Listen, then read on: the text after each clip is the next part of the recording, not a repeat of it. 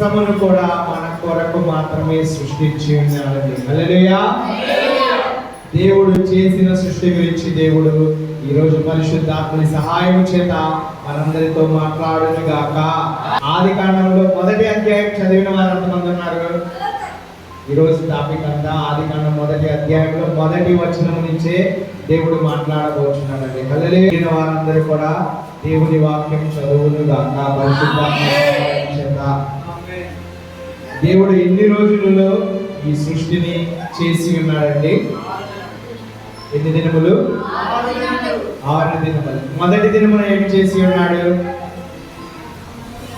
మొదటి దినమున మనం మొదటి దినమున దేవుడు చేసిన సృష్టి ఏమనగా 3వ వచనంలో దేవుడు వెలుగు కమ్మని పలకగా వెలుగు కలిగెను. దేవుడు మొదటి దినమున దేనిని చేసి ఉన్నాడు? సృష్టిలో వెలుగును చేసి ఉన్నాడు. అంతకు ముందు ఎలాగో ఉండేదంటే భూమి జలముల పైన మొత్తం కూడా చీకటి అగాధముగా కమ్ముకునిపోయి ఉన్నట్లుగా మనకు పై వచనములో చూస్తూ ఉన్నామండి. కానీ దేవుడు ఏమి చేసి ఉన్నాడంటే మొదటిగా సూర్యుని చేయలేదు. మనకు వెలుగునిచ్చేది ఎవరు? సూర్యుడు. కానీ సూర్యుని దేవుడు చేయలేదు. దేవుడు ఏమి చేసి ఉన్నాడంటే వెలుగును చేసి ఉన్నాడు. మొదటి దినమున దేవుడు చేసినది ఏమిటి అంటే అది మనందరము కూడా గుర్తించుకోవాలి. ఎందుకని అంటే ఆది కాండము, క్రైస్తవులుగా ఆది కాండము మొదటి అధ్యాయము మొదటి వచనములోనే మొదటి అధ్యాయములోనే అన్నీ కూడా దేవుడు సృష్టించి ఉన్నాడు, సమస్తాన్ని చేసి ఉన్నట్టుగా మనం చూస్తూ ఉన్నామండి. మనం మొదటి పేజీయే తెలియని వారిగా ఉన్నామంటే క్రైస్తవులుగా వ్యక్తులనండి. మనము ఇంటికి వెళ్ళిన తర్వాత వాక్యమును చదువుటకు పరిశుద్ధాత్మ సహాయమును అడిగి చదివినట్లయితే స్పష్టముగా వాక్యము మనకు అర్థమవుతుందండి. హల్లెలూయా. మొదటి దినమున దేవుడు దేనిని చేసి ఉన్నాడంటే వెలుగును చేసి ఉన్నాడు. రెండో దినమున ఏం చేసి ఉన్నాడు? కాదండి, చీకటి నుంచి వెలుగును చేసి ఉన్నాడు. ఆల్రెడీ అగాధపు జలముల పైన చీకటి అగాధ జలముల పైన కమ్ముకుని ఉన్నట్లుగా మనము చూస్తున్నామండి. భూమి లేదు, ఆకాశము లేదు, పక్షులు లేవు, జీవులు లేవు, మనుషులు లేవు, ఎవరు లేనప్పుడు భూమి నిరాధారముగాను శూన్యముగాను ఉండెను. చీకటి అగాధ జలముల పైన కమ్మి ఉండెను. ఆ చీకటి అగాధముల పైన కమ్మి ఉన్న దానిని వేరుపరిచి అన్నిటిని ఒక్కొక్కటిగా దేవుడు చేస్తున్నట్లుగా మొదటిగా మనము చూసినది ఏమిటంటే వెలుగును చేసి ఉన్నాడండి. హల్లెలూయా. రెండవ దినమున దేవుడు చేసినది ఏమిటి అంటే వర్షం ఎక్కడి నుంచి పడింది? ఆకాశమును దేవుడు చేసినట్లుగా మనం చూస్తూ ఉన్నామండి. ఒకసారి మీరు ఇంటికి వెళ్ళిన తర్వాత కూడా మొదటి అధ్యాయము మొత్తం చదవండి. ఈరోజు మీరు కంపల్సరీ చదివిన తర్వాతే నిద్రపోండి. ఓకేనా? అందరూ కూడా మొదటి అధ్యాయము చదవవలసిన వారిగా ఉన్నారు. ఎందుకని అంటే మనము నేర్చుకుంటే ఇతరులకు చెప్పేవారిగా ఉంటాము. చాలా మంది కూడా మనతో ఏదని బోధిస్తారు, ఏమని వాదిస్తారంటే భూమి ఆకాశము ముందు దేవుడు సృష్టించాడు. మనము చాలా జపాన్లో కదా ఏమని ఇప్పుడు కూడా వారు ఏమని చెప్తున్నారంటే అంతకుముందు భూమి ఉండేది. మొదటిగా భూమి మీద దేవుళ్ళే నివసించే వాళ్ళు, దేవతలు నివసించే వాళ్ళు. వారికి ఏదో గొడవ జరిగి లేదంటే వారికి తినడానికి ఆహారం సరిపోక వారినంతటా వారే చంపుకుని తినేసి తర్వాత మనుషులు రావడం జరిగినది అని చెప్పేసి వారు చెబుతూ ఉన్నారు. కొంతమంది కోతి నుంచి మనిషి వచ్చాడని చెబుతూ ఉన్నాడు. కోతి నుంచి మనిషి ఒకసారి వస్తే తర్వాత కూడా రావాలి. ఇప్పుడు మనిషి నుంచి మనిషి ఎలాగ వస్తున్నాడు? వాక్యం చెప్పేదేంటి? మనిషి నుంచి మాత్రమే మనిషి పుడతాడు. వేరే జంతువు నుంచి కానీ పక్షుల నుంచి కానీ జలరాశుల నుంచి కానీ కాదు కానీ మనిషి నుంచి మాత్రమే మనిషి పుడతాడు. కోతి నుంచి మనిషి వచ్చాడా అంటే అవునా కాదా? కానే కాదు. కోతి నుంచి రాలేదు. కోతి నుంచి వస్తే మరలని కూడా ఒక 10 సంవత్సరాల తర్వాత లేదంటే ఒక 20 సంవత్సరాలు 100 సంవత్సరాల తర్వాత అయినా కంపల్సరీ ఆ కోతి నుంచి మరి ఒక మనుష్యుడు రావవలసినదిగా చూడాలి మనం. కానీ అది జరగలేదు ఇంతవరకు కూడా. మొదటి అది చెప్పిన వారే ఏమని తెలియజేశారంటే, నిజముగా నేను వాక్యమును చదివి విన్నాను, దేవుడు మనిషి నుంచి మనిషినే చేశాడని చెప్పేసి వారి గృహమంతా కూడా దేవుని బైబిల్ ముద్రించడానికి మార్చివేసినట్లుగా మనం చూస్తున్నామండి. హల్లెలూయా. మనము ఈరోజు దేవుడు చేసిన సృష్టిని చూద్దాము. రెండో దినమున దేవుడు ఏమి చేసి ఉన్నాడండి? మూడో దినమున మీకు తెలిసిందే చెప్పండి, పర్లేదు. భూమిని, ఇంకా భూమిని, విత్తనములను, చెట్లను, ఫలించి చెట్లను, అన్ని వృక్షములను, వాటన్నిటినీ కూడా దేవుడు చేసినట్లుగా మనం చూస్తున్నామండి. హల్లెలూయా. నాలుగో దినమున దేవుడు ఏమి చేసి ఉన్నాడంటే, సూర్య చంద్ర నక్షత్రములను ఆకాశములో దేవుడు జ్యోతులుగా చేసినట్లుగా మనము చూస్తూ ఉన్నామండి. హల్లెలూయా. ఎన్ని దినములైన ఇప్పటికి? మరి ఐదో దినమున పక్షులను, జంతువులను, చేపలను, తిమింగలాలను, రకరకాల వాటన్నిటినీ కూడా దేవుడు చేసినట్లుగా మనము చూస్తూ ఉన్నామండి. ఐదో దినమున. ఆరో దినమున దేవుడు ఏమి చేసి ఉన్నాడంటే, మనల్ని చేసి ఉన్నాడు. హల్లెలూయా. హల్లెలూయా. నరులను దేవుడు సృష్టించినట్లుగా మనము చూస్తూ ఉన్నామండి. ఎన్నో దినములు చేసి ఉన్నాడు? ఆరో దినమున మనుషులను దేవుడు చేస్తున్నట్లుగా మనం చూస్తున్నాము. మొదటిగా చేసిన దాని గురించి మనం తెలుసుకోవాలా లేదా? ఈరోజు ఒక్కొక్కటిగా తెలుసుకున్నాము. మొదటిగా దేవుడు చేసినది దేనిని మొదటి దినమున అంటే వెలుగును. హల్లెలూయా. సరే, కీర్తనలు 36వ అధ్యాయము 9వ వచనం చదువుదామండి. 36వ అధ్యాయము 9వ వచనం. యొద్ద జీవపు ఊట కలదు, నీ వెలుగును పొందియే మేము వెలుగు చూచుచున్నాము. హల్లెలూయా. దేవుడు ఇక్కడ ఎంతో గొప్పగా ఆయన చెబుతున్నాడండి. నీ యొక్క వెలుగు ఎక్కడ ఉంటుందో అక్కడ జీవం ఉంటుంది. హల్లెలూయా. మొదటిగా వెలుగును ఎందుకు దేవుడు చేసి ఉన్నాడంటే, జీవమును పుట్టించుటకు ఈ లోకములో, ఈ ప్రపంచములో అన్నిటిలో కూడా జీవాన్ని పుట్టించడానికి వెలుగును చేసినట్టుగా మనం చూస్తూ ఉన్నాము. నీ యొక్క జీవపు ఊట కలదు, నీ వెలుగును పొందియే మేము వెలుగు చూస్తున్నాము. ఆయన లేనిదే ఈ లోకంలో వెలుగు లేదు. ఆయనే వెలుగుగా ఉన్నాడు. సమస్తములకు సృష్టికి వెలుగునిచ్చిన వాడు మన యేసుక్రీస్తు వారు మాత్రమే. హల్లెలూయా. ఆయన యొక్క ఏమి దొరుకుతుందంటే జీవపు ఊట.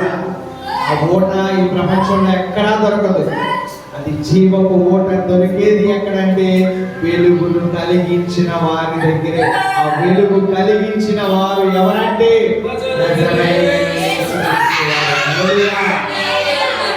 అలాగున దేవుడు మొదటి దినమున చేసిన ఆ వెలుగును పొంది మనందరం కూడా చివరకు ఆ వెలుగులోనికే వెళ్ళాలని దేవుడు ఆశపడుచున్నాడండి. చీకటిగా కమ్ముకున్నప్పుడు, అగాధ జలముల పైన భూమి నిరాకరముగా ఉన్నప్పుడు ఈ యొక్క చీకటినంతటిని తొలగించి వెలుగుగా దేవుడు చేసి ఉన్నాడు. ప్రతి మనిషిలో కూడా దేవుని యొక్క వెలుగు జ్యోతి వలె వెలగాలని ఆయన ఆశపడుచులో ఉన్నాడండి.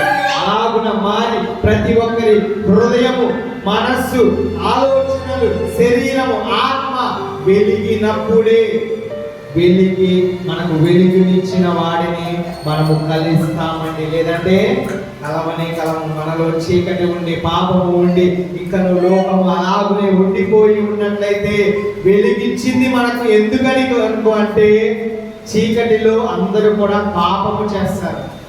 అవునా కాదా? దొంగలు ఎప్పుడు పడతారు? వ్యభిచారులుగా తిరిగేవారు ఎప్పుడు తిరుగుతారు? అనేక పాపములన్నీ కూడా మందు తాగేవారు కానీ, లేదంటే చాలా రకాలైన పాపములను చేసేయని ఎక్కడంటే చీకటిలో. ఆ చీకటిని తరిమి కొట్టడానికి దేవుడు వెలుగు ఇచ్చి ఉన్నాడండి. ఆ వెలుగు నుంచే మనందరినీ తయారు చేసి ఉన్నాడు. అలాగనే మనం సృష్టించినట్లుగా మనం చూస్తున్నాము. నీలో నాలో మనందరిలో వెలుగు ఉంటేనే వెలుగుగా ప్రకాశిస్తున్న కోటి కాంతుల కన్నా విలువ కలిగిన ఆ ప్రకాశమును చూడగలిగే వారిగా దేవుడు మనల్ని మార్చునుగాక.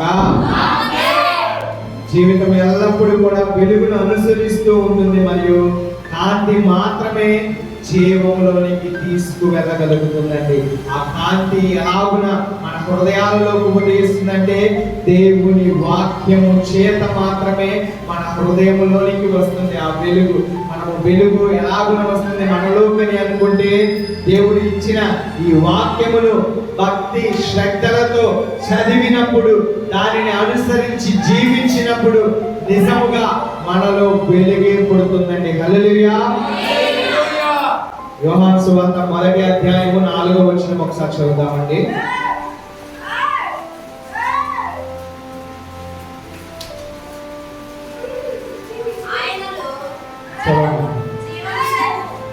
ఆయనలో జీవముండెను, ఆ జీవము మనుషులకు వెలుగై ఉండెను. హల్లెలూయా.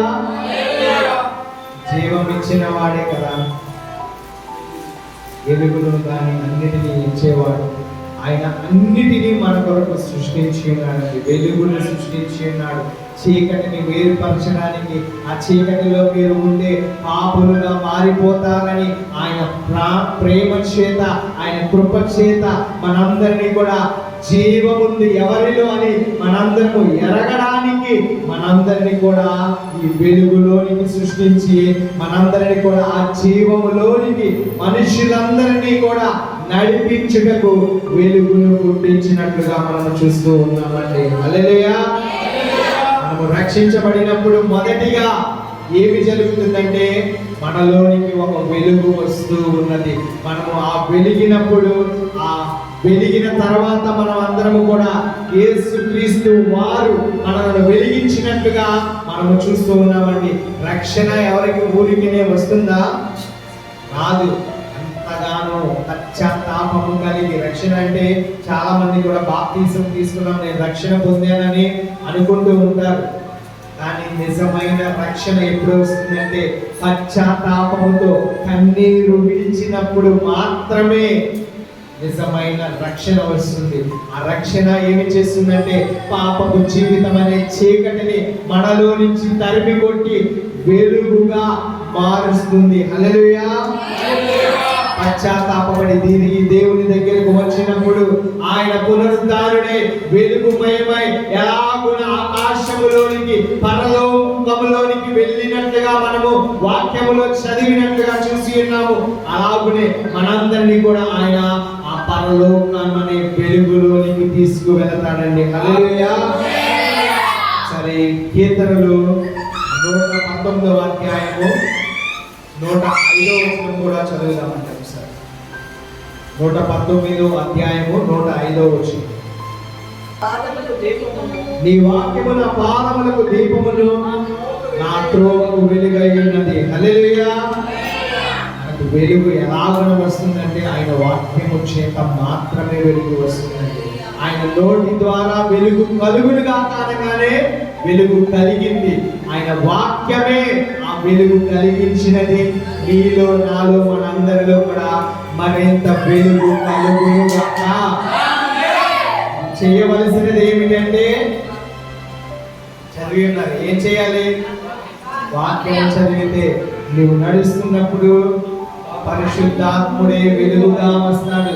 అక్కడ ముళ్ళు ఉందా, లేదంటే రాయి ఉందా, ఏ అపాయము జరగకుండా ఆయనే వెలుగు చేత కాపాడేవాడిగా ఉన్నాడని, నీ పాదాలకు రక్షణగా, నీ త్రోవకు వెలుగుగా ఆయనే ఉంటే మనకు చింత లేదు, దిగులు లేదు. హల్లెలూయా.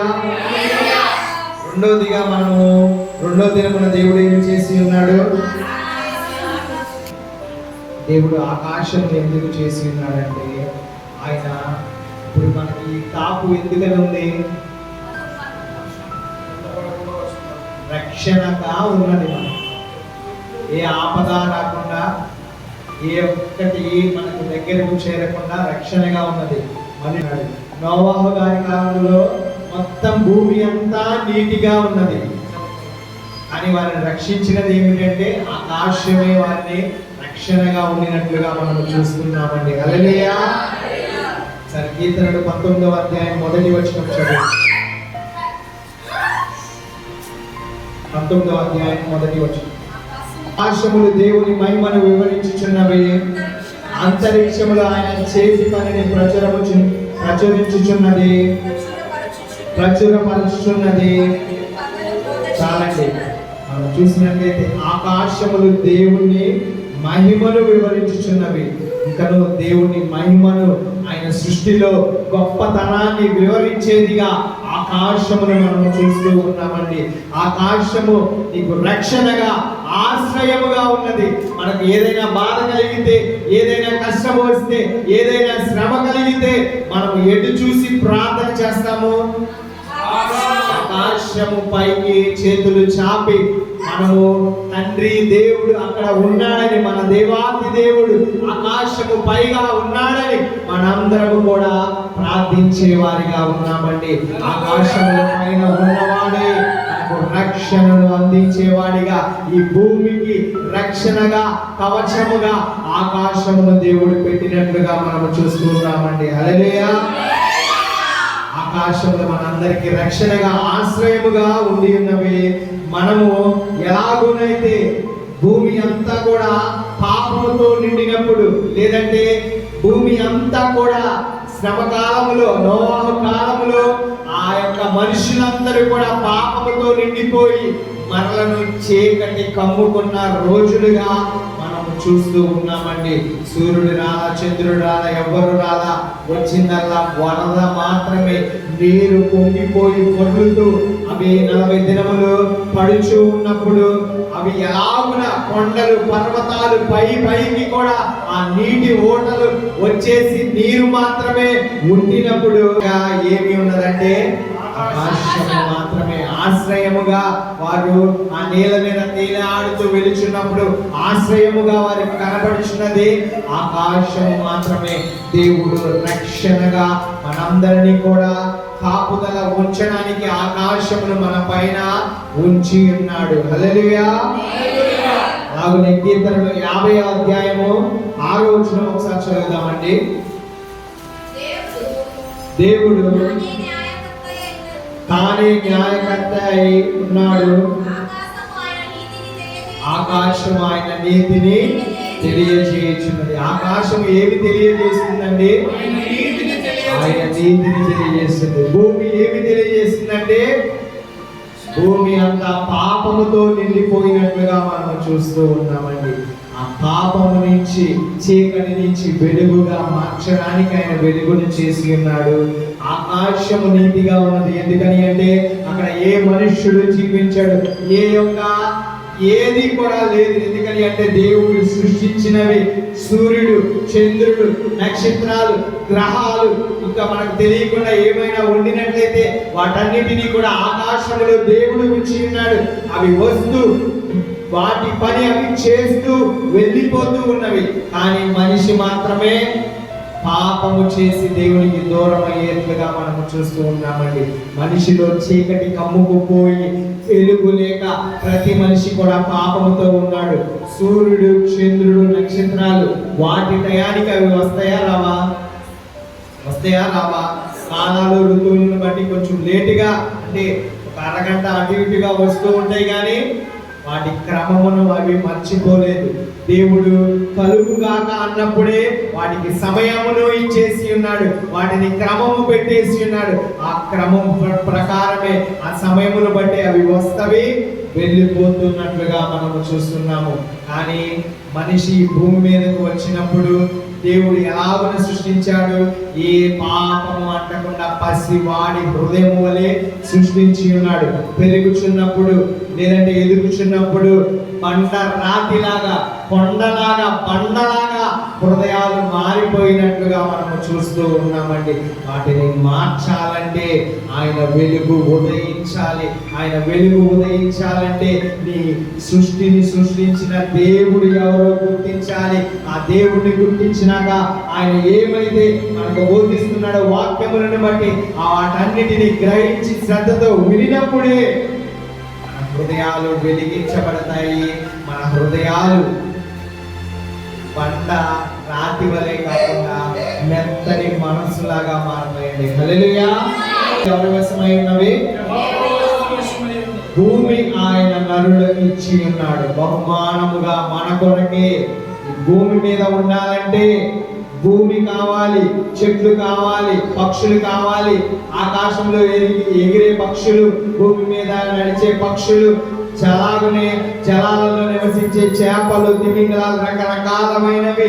అలాగునే ఇంకను వాతావరణం కొరకు మనకు ఆక్సిజన్ అందించడానికి చెట్లు, కార్బన్ డైఆక్సైడ్ తీసుకోవడానికి చెట్లు, రకరకాలైన వాటన్నిటిని కూడా దేవుడు ఈ భూమి మీద సృష్టించినట్లుగా మనం చూస్తున్నామండి. నీ కొరకు మాత్రమే ఆయన 6 దినములు కష్టపడి ఉన్నాడు. హల్లెలూయా. ఎవరి కొరకు? నా కొరకు అనుకోండి, ఎవరి కాదు, నా కొరకే 6 దినములు దేవుడు సృష్టిని సృష్టించి. ఇంకా చాలా మంది కూడా సైంటిస్టులు కానీ చాలా మంది కూడా ఏమి ప్రయత్నం చేస్తున్నారంటే, దేవుడు ఇక్కడ ఏమి చెబుతున్నాడు, నీకు నివాస స్థలం ఏది? భూమి. సమస్త జనులకు కూడా నివాస స్థలము భూమి కాకుండా చాలా మంది కూడా ఆకాశంలోనికి వెళ్ళాలని, చంద్రుడి మీద ఉండాలని, గ్రహాలలో ఏదైనా ఆక్సిజన్ అందుతుందా, అక్కడ ఫలించేది ఏదైనా ఉన్నదా, లేదంటే సూర్యుడి దగ్గర ఏదైనా ఉన్నదా, చంద్రుడి దగ్గర ఉన్నదా, ఆకాశంలో ఇంకేమైనా దొరుకుతాయా నివసించడానికని వెతుకుతూ శ్రమ పడుతూ ఉన్నారు. కానీ వాక్యం ఏదైతే చెబుతుందో అది మాత్రమే నివాస స్థలముగా ఉండి ఉన్నది. హల్లెలూయా. ఎన్ని కాలము ఎంతమంది వచ్చి వెళ్ళిపోచున్నా, లేదంటే ఎంతకాలము సైంటిస్టులు వెళ్ళి వచ్చినా కూడా నివాస స్థలము దేనిని దేవుడు చేసి ఉన్నాడు, అదే మనుషులకు నివాస స్థలము. హల్లెలూయా. చూసినట్లయితే అనేక మంది కూడా ఇంకా వెతుకుచు ఉన్నారు. కానీ ఎవరైతే వెతుకుచు సృష్టిని వెతికినప్పుడు దొరికేది ఏమిటి అంటే దేవుని వాక్యమే. హల్లెలూయా. ఎవరైనా మనమైన దేవుడు యేసుక్రీస్తుని ఎరగక సృష్టిని అంతటను వెతుకుచున్నప్పుడు నిజమైన సృష్టిని వెతికిన వారికి దొరికే ఆధారాలు ఎక్కడైనా వ్రాయబడి ఉన్నవంటే మన పరిశుద్ధ గ్రంథములోనే. హల్లెలూయా. ఈ గ్రంథములోనే సత్యములు బోధించున్నాడు, ఈ గ్రంథములోనే సృష్టిని చేసి ఉన్నాడు. ఈ గ్రంథములు బట్టే కాలములు, ఋతువులు, సంవత్సరములు అన్నీ జరుగుచున్నవి. అధికారులు, రాజులు ఎవరైనా కూడా ఈ గ్రంథమును బట్టే, దేవుని యొక్క వాక్కుని బట్టే నిర్ణయించడం జరుగుతుందండి. హల్లెలూయా. తెలిసినవే ఫలాలను ఇస్తూ ఉన్నవి, ఎంతో చూడడానికి ఆనందముగా, ఆకర్షణీయముగా చాలా చెట్లని ప్రేమించి చాలా మంది పెంచుకుంటూ ఉంటారు. చాలా మంది ఫలాల కోసం పెంచుకుంటారు, ఆహారం కొరకు. ఆ చెట్లన్నీ కూడా మనకు ఉపయోగపడుచున్నట్లుగా మనము చూస్తూ ఉన్నామండి. 3వ దినం ఏమి చేసి ఉన్నాడు దేవుడు? భూమిని, వృక్షములను, ఫలాన్నిచ్చే వాటన్నిటిని కూడా దేవుడు చేసినట్లుగా మనము చూస్తున్నామండి. 4వ దినమున దేవుడు ఏమి చేసి ఉన్నాడు? సూర్య చంద్ర నక్షత్రములను జ్యోతులుగా ఆయన చేసినట్లుగా మొదటి అధ్యాయము ఆదికాండము 1వ అధ్యాయము 16వ వచనంలో మనం చూడగలమండి. 15 నుంచి చదవండి. 15 నుంచి.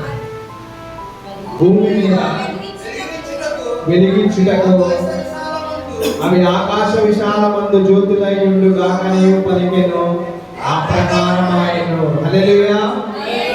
దేవుడు ఆ 2 గొప్ప జ్యోతులను, అనగా పగటిని ఏలుటకు పెద్ద జ్యోతిని, రాత్రిని ఏలుటకు చిన్న జ్యోతిని, నక్షత్రములను చేసెను. హల్లెలూయా.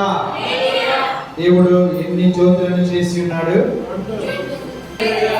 మనం చూసినట్లయితే సూర్య చంద్రులు ఏమి చేస్తాయి మనకి? వాటి ద్వారా ఉపయోగం ఏమిటి అంటే సంవత్సరములు, దినములు అన్నిటినీ కూడా పై వచనంలో చదివినట్లయితే ఆ జ్యోతులను బట్టి అన్ని కూడా జరుగుతాయని దేవుని వాక్యము సెలవిస్తుందండి. హల్లెలూయా.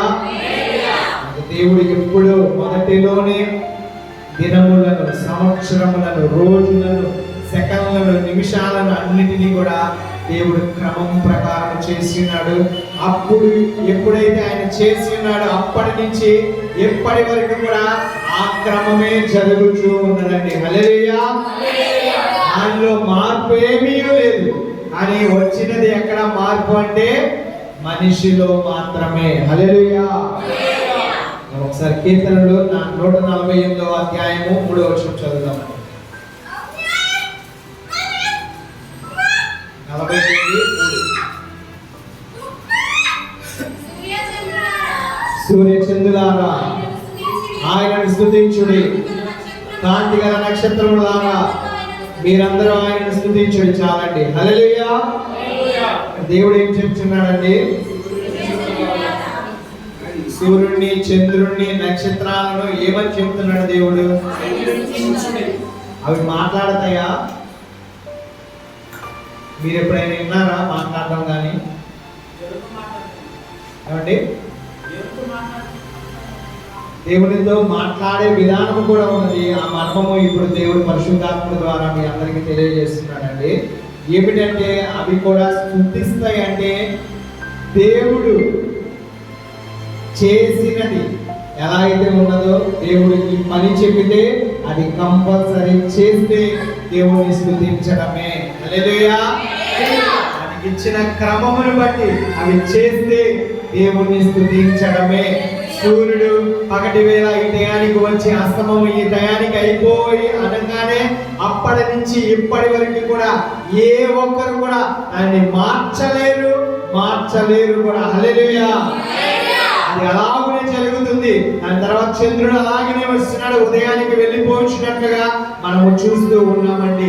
అవి క్రమము బట్టి వస్తూ వెలుచున్నవంటే అవి దేవుడు చెబుతున్న పనిని చేస్తున్నట్లే, దేవుణ్ణి స్తుతిస్తున్నట్లే. హల్లెలూయా. మనుషులందరినీ కూడా దేవుడు అందుకే సృష్టించి ఉన్నాడు. ఎందుకని అంటే దేవుణ్ణి మహిమపరచుటకు, దేవుణ్ణి గొప్ప చేయుటకు, దేవుణ్ణి ఆరాధించుటకు సమస్తమును సృష్టించింది నీ కొరకే అని దేవుడు మనల్ని చెప్పుచున్నప్పుడు వెనక చాలా మంది కూడా నష్టపోచు ఉన్నారు. వారి ఆత్మను విడిచిపెట్టే వారిగా ఉన్నారండి. కానీ ఈరోజు సూర్య, చంద్రులు, నక్షత్రాలే మన కళ్ళ ముందు కనబడుతున్నవే దేవుణ్ణి స్తుతిస్తున్నవి. భూమి, ఆకాశము స్తుతిస్తున్నవి. సమస్త చెట్లు, వృక్షములు, సమస్త జీవులు కూడా దేవుణ్ణి స్తుతిస్తున్నట్లుగా మనము చూస్తున్నామండి. వాటన్నిటికీ కూడా తెలుసు ఏమని అంటే సృష్టిని సృష్టించిన వాడు ఎవరంటే సృష్టికర్త అయిన దేవుడు. ఆ దేవుడు మమ్మల్ని సృష్టించి ఉన్నాడు కాబట్టి మేము దేవుడు చెప్పిన పనిని చేస్తామని అవి చేస్తూ ఉన్నవి. చెట్లు ఉన్నవి, ఆ చెట్లు ఫలించేదిగా ఉన్నవి. ఎందుకని అంటే ఆ ఫలము ఇస్తే మనుషులకు ఆహారముగా ఉపయోగపడు అని దేవుడు ఆదిలోనే సమస్తములు చేసి ఉన్నాడు. అవి క్రమము ప్రకారం అలాగునే జరుగుతున్నట్లుగా మనము చూస్తూ ఉన్నామండి. హల్లెలూయా. వాటిని మార్చగలిగిన వాడు ఎవడైనా ఉన్నాడా ఈ లోకంలో? నేను చెట్టుకి వేరొక కాయని తీసుకుని వస్తాను, లేదంటే వేరొక చెట్టుని నేను సృష్టిస్తానంటే కుదరనే కలదు. ఉన్న వాటిలో నుంచి ఏదైనా చేయగలిగారు మనుషులు తప్ప కొత్తగా వారు తీసుకువచ్చి ఏది కూడా చేయలేదండి. హల్లెలూయా. మనం ఎన్నో రోజుల్లో ఉన్నాము?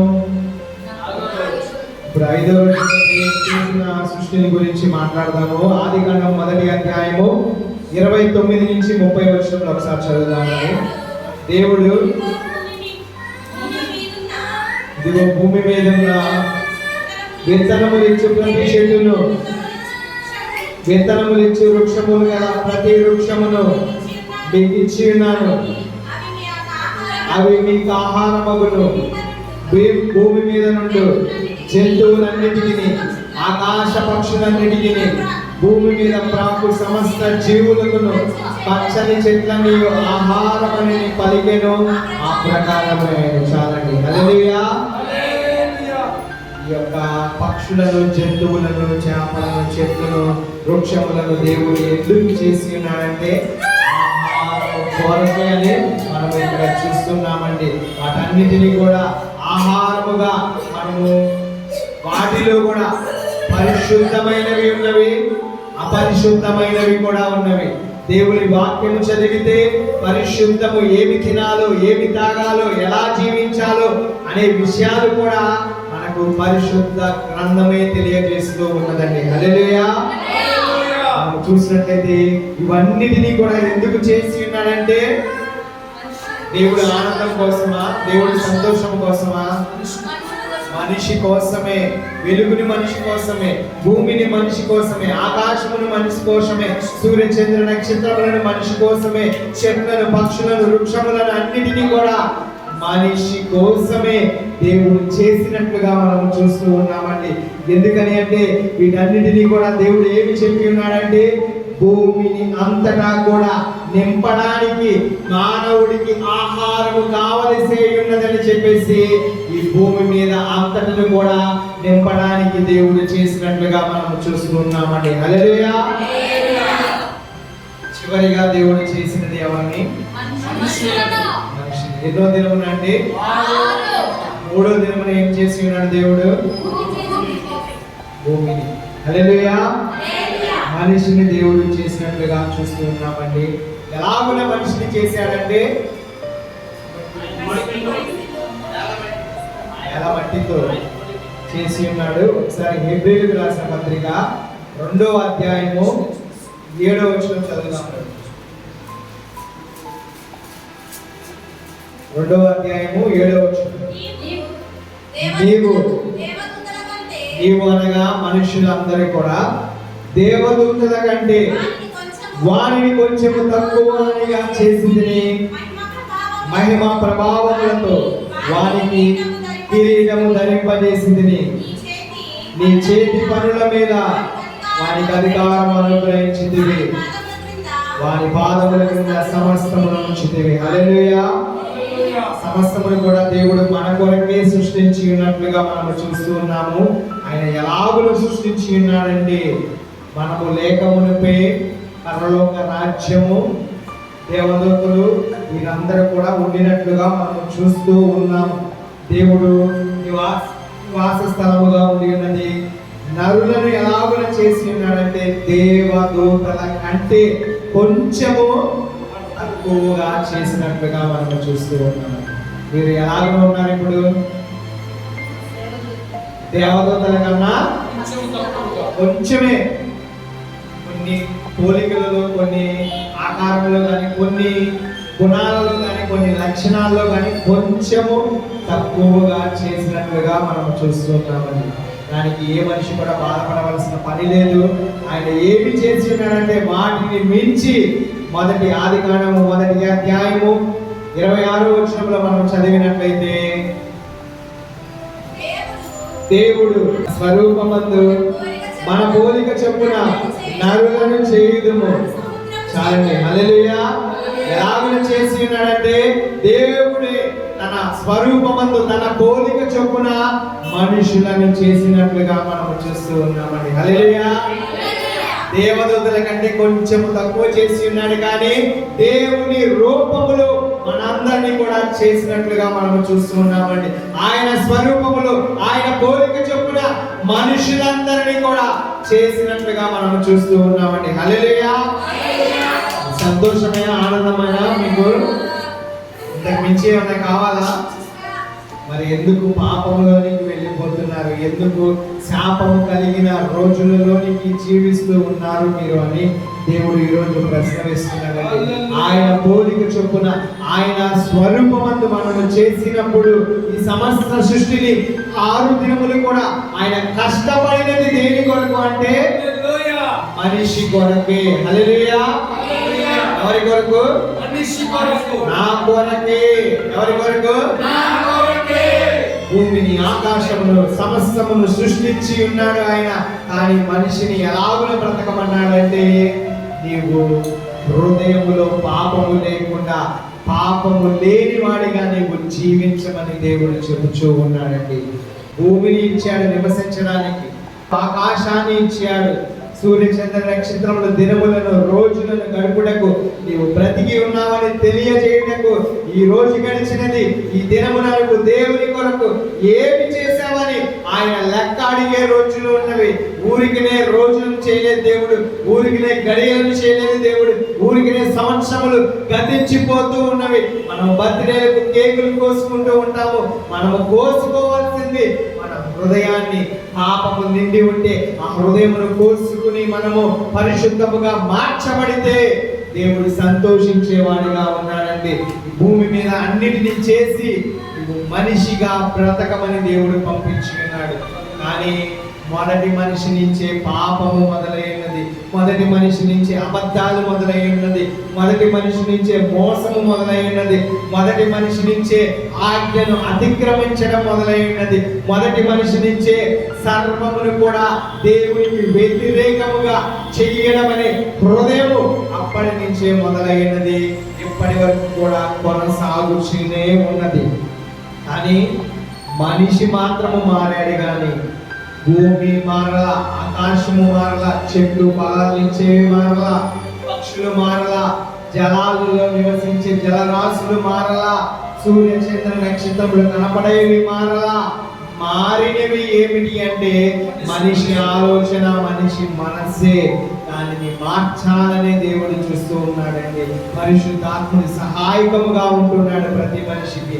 నీవు అడిగితే సర్వమును కూడా ఆయన నీకు చూపించేవాడిగా, నిన్ను దర్శించేవాడిగా, నీతో మాట్లాడేవాడిగా మన దేవాది దేవుడు ఉన్నాడండి. ఈ భూమి చాలా మంది కూడా ప్రశ్న వేస్తారు, మీ దేవుడు కూడా ఈ భూమి మీద పుట్టాడు, అందరిలాగా తిన్నాడు, చనిపోయాడు అని అక్కడ దాకా చెబుతూ ఉంటారు. ఆయన తిరిగి లేచాడు, ప్రాణం పెట్టాడు, పరలోకములో పునరుద్ధారుడిగా ఆయన సజీవుడిగా జీవిస్తున్నాడు. శరీరంతో ఆయన ఆకాశములోనికి పరలోకములోనికి కొనిపోయబడి ఉన్నాడు. సమాధిని తీర్చుకుని ఆయన తిరిగి లేచినట్లుగా మనము చూస్తూ ఉన్నామండి. ఏ భూలోకంలో ఉన్న ఏ మనుషుడు కూడా తిరిగి లేచినట్లుగా మనం చూస్తూ లేదు. తిరిగి లేచిన వారు ఉన్నారు కానీ మరలా వారు కూడా చనిపోయినట్లుగా మనము చూస్తూ ఉన్నామండి. అలాగనే అన్యులుగా ఉన్న వారి అనేక మందిని ఆరాధిస్తూ, స్తుతిస్తూ, మహిమపరుస్తూ ఉన్నారు. వారందరూ కూడా భూమి మీద ఉండి ఉన్నారు.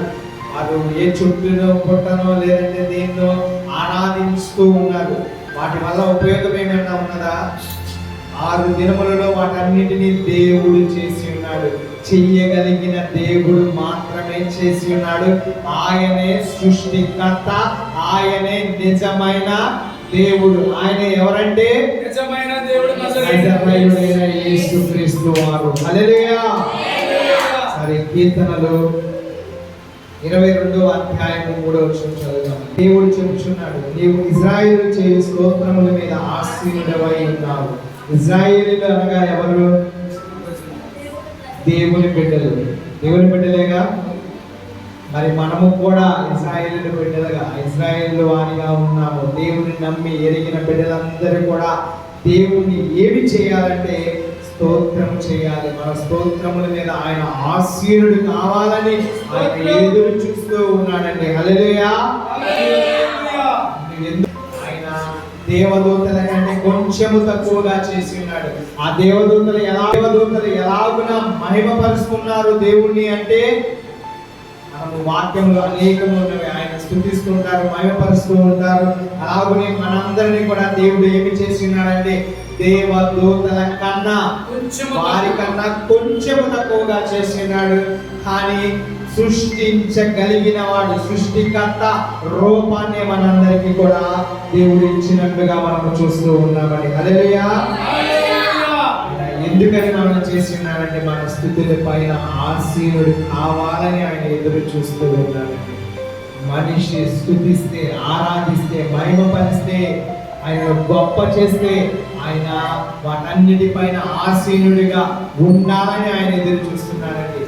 చెట్టు ఫలం ఇవ్వకుండా మన ఇంట్లో మామిడి చెట్టుని పెట్టాము. అది కొన్ని సంవత్సరాల దాకా అలాగనే ఉంచి ఉంచి ఉంచి ఉన్నాక అది ఫలం ఇవ్వకపోతే ఏం చేస్తారు? ఎవరైనా తీసి పడేస్తారు, నరికేస్తారు. వృక్షం అయితే నరికేసి పక్కన పడేస్తారు. మరి దేవుడు చేసిన మనిషిని కూడా దేవుడు అలాగ చేస్తే పరిస్థితి ఏమి లేదు. కూడా సిద్ధపాటు లేకపోతే దేవుడి వాక్యం ఏమంటుందంటే మిద్ది మీద ఉన్నవాడు మిద్ది మీద నుంచే అక్కడి నుంచి వెళ్ళిపోతాడు, కింద ఉన్నవాడు కింద ఉన్నట్లే, పొలంలో ఉన్నవాడు పొలంలో ఉన్నట్లే అందరూ వచ్చి కలుసుకుని ఆయన ఏదో ఒక విహారయాత్రకు వెళ్ళే విధముగా ఉండదు. ఆయన రాకడ ఎలాగో ఉంటుంది. ఆయన రాకడ వస్తే పరిశుద్ధులను, వెలుగు కలిగిన వారిని, ఈ సృష్టిని సమస్తమును చేసిన వారిని నమ్మి ఎరిగి విశ్వసించిన వారు మాత్రమే ఆ రాకడలో ఎత్తబడే వారిగా ఉన్నారండి. హల్లెలూయా.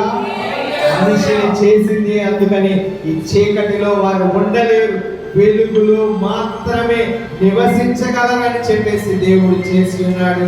వారికి నివాస స్థలముగా భూమిని చేసి ఉన్నాడు.